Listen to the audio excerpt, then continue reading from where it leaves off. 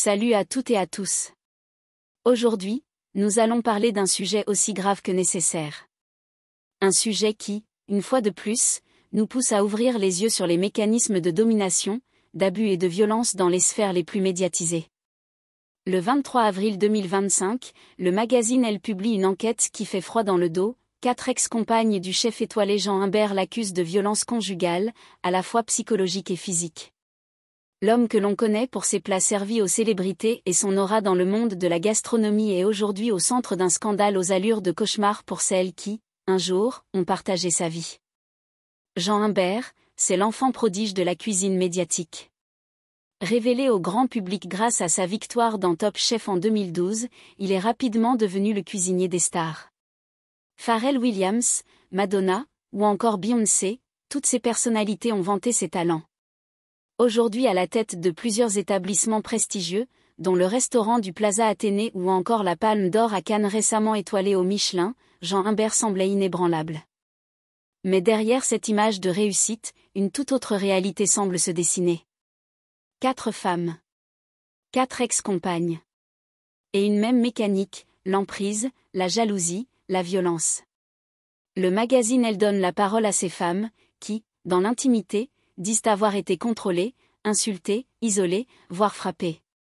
L'une d'elles affirme avoir reçu un coup de tête qui lui aurait fracturé le nez. Elle confie, « Il a réussi à me casser, à faire de moi une serpillière. » Les récits concordent.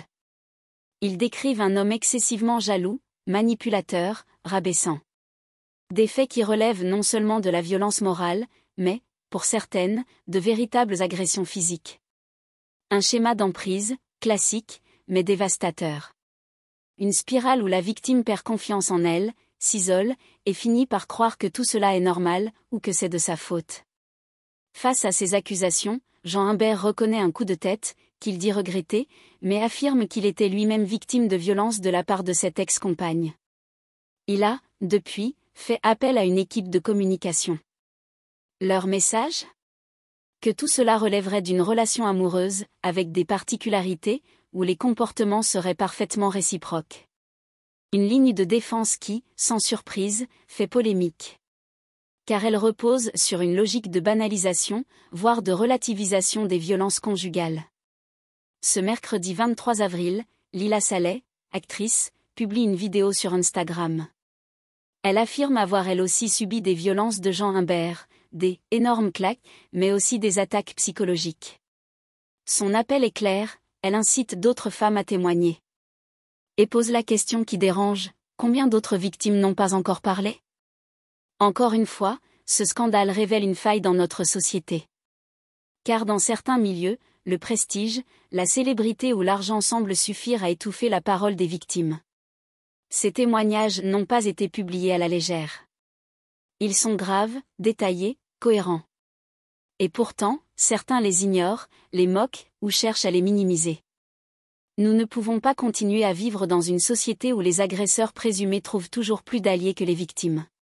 À l'heure où vous écoutez cette vidéo, aucune plainte n'a encore été rendue publique. Mais les témoignages s'accumulent. Et chacun d'entre eux mérite d'être entendu, pris au sérieux, traité avec la plus grande attention. Car au-delà de Jean Humbert, cette affaire nous renvoie à toutes ces violences invisibles, subies dans le silence, à huis clos, derrière les façades les plus brillantes. Nous ne sommes pas là pour juger à la place de la justice. Mais nous sommes là pour relayer la parole des victimes, dénoncer les systèmes d'emprise, et appeler à une prise de conscience collective. Si vous êtes victime de violence, ou si vous connaissez quelqu'un dans cette situation, n'attendez pas. Des associations existent. Des lignes d'écoute sont disponibles, comme le 3919 en France. Et vous, que pensez-vous de cette affaire ? Trouvez-vous que les célébrités bénéficient d'un traitement de faveur quand elles sont accusées ? Dites-le en commentaire. Parlons-en. Échangeons. Écoutons. Merci d'avoir regardé cette vidéo jusqu'au bout.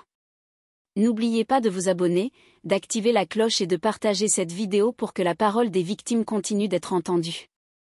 On se retrouve très vite pour un nouveau sujet de société, ici même.